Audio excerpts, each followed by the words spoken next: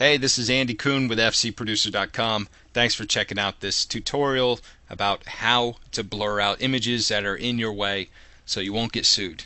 Alright, first thing you want to do is, of course, you want to find the logo that you do not want to show. In case you're afraid you might get sued, and who knows. I'm not going to tell you not to blur it out, but normally I say I don't care.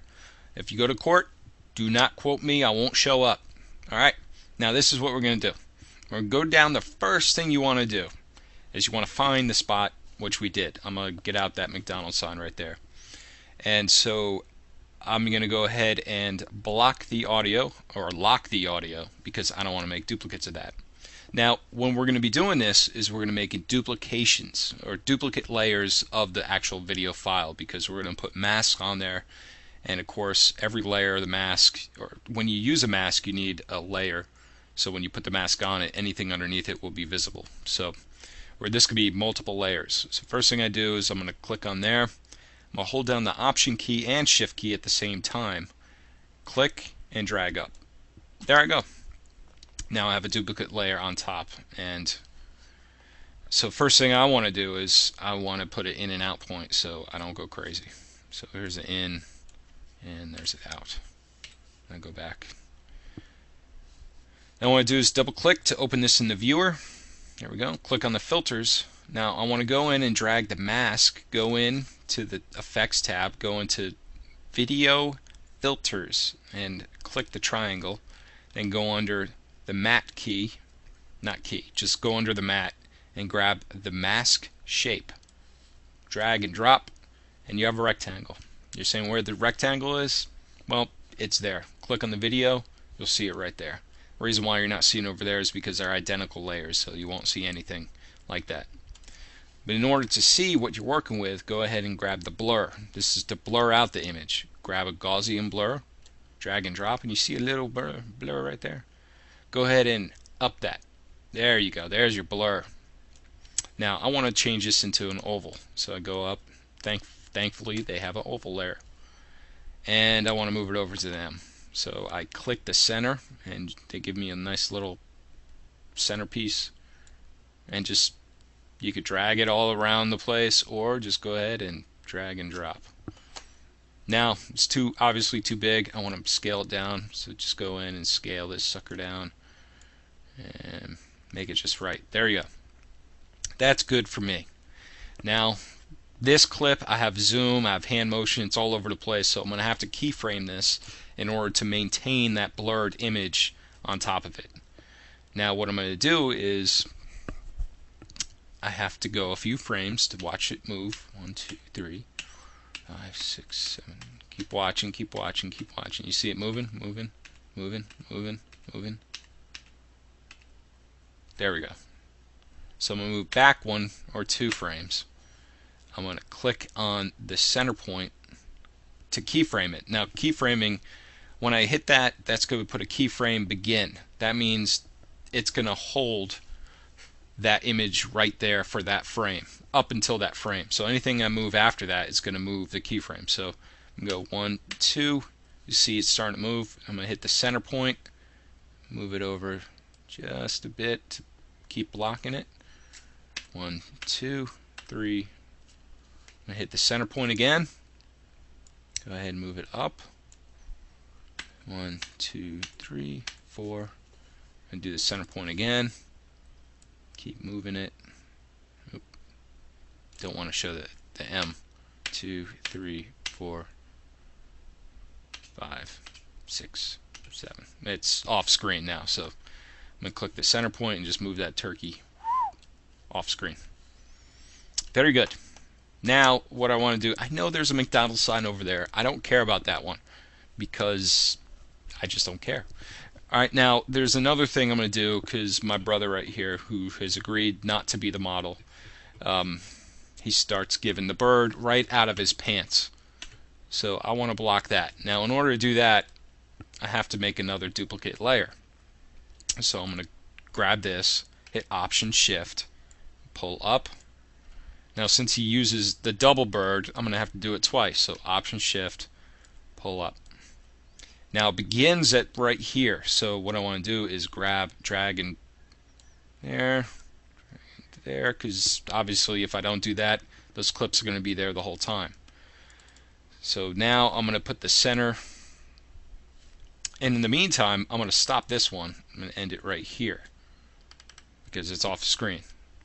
So in the meantime, double click there, see it's over there, grab the filter button. Now you want to bring this center and drop it on his finger. Now it's way too big obviously, so I'm going to go in and just make that sucker about 10 by 10. Good. Blocks everything. Then I'm going to do the same with the other one. Grab the center, put it over here, and make it a 10 by 2. Or you can go in here, just put 10, tab 10, enter, and there we go.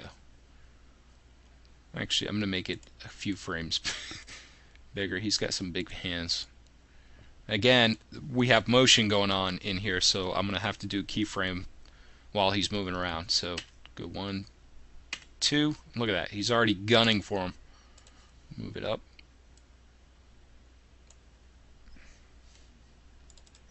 Do the same with this one.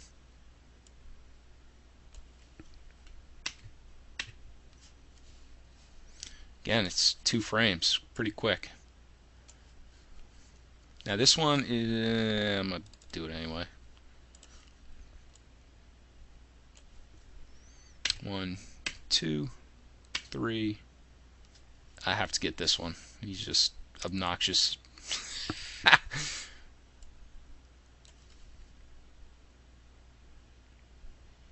And actually, you know what? I'm going to change this back to 1313 because those guns are just too big. And since I changed it, it doesn't matter because I didn't keyframe. If I hit the keyframe and then change it later, it would change automatically. But since I never touch a keyframe, it'll maintain. 2, 3, 4, 5, 6. Now it's starting to come through. So at 4, go move up just a wee bit. Do the same with this one.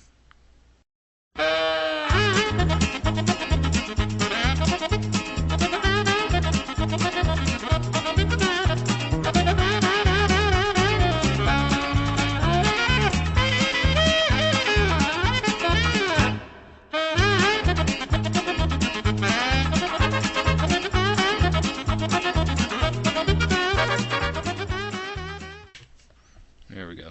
Now I'm going to end it right here at this timeline and this timeline. Now what I'm going to do is I'm going to come back up here and grab a cross dissolve. Double click on that. Open this up. Go into the time and put 0.10 for 10 frames. Might be too much, but damn it, it's going to look good. Grab this, drop it in the front, or drop it in the back, then also drop it in the front. Because you don't want to have just an odd looking, you know, they're just going to appear out of nowhere. Now just hit the Option R, come back to the timeline, Option R to render it. Now it's rendering, and normally this would take 0 time if you have an Intel processor, 8 quad, whatever the hell they call it. Jeez, 8 Intel chips in a computer now. My God, I got a G5 with 2. Remember when that came out? I was so psyched. Now I gotta wait for 8. I can't imagine what's next, you know. Anyway, it's about to finish, and I'll show you the results. There we go. Go back to the start. Sean doing his best impersonation of President Bush. There you go. And that's how you do it. You know, it's a little bit sloppy. I would have probably made it a lot better fine-tuned, and you knew what he was doing anyway. But anyway, that's what you could do to cover up. So thank you for joining me and taking your time and listening to this garbage. If you guys have any suggestions on something you would like me to do or like to see me to do besides shutting up, just email me at my website, fcproducer.com. You'll see it, contact me, and just let me know what you guys are having problems with, and I'll show you. Alright, thanks again, and I'll see you around.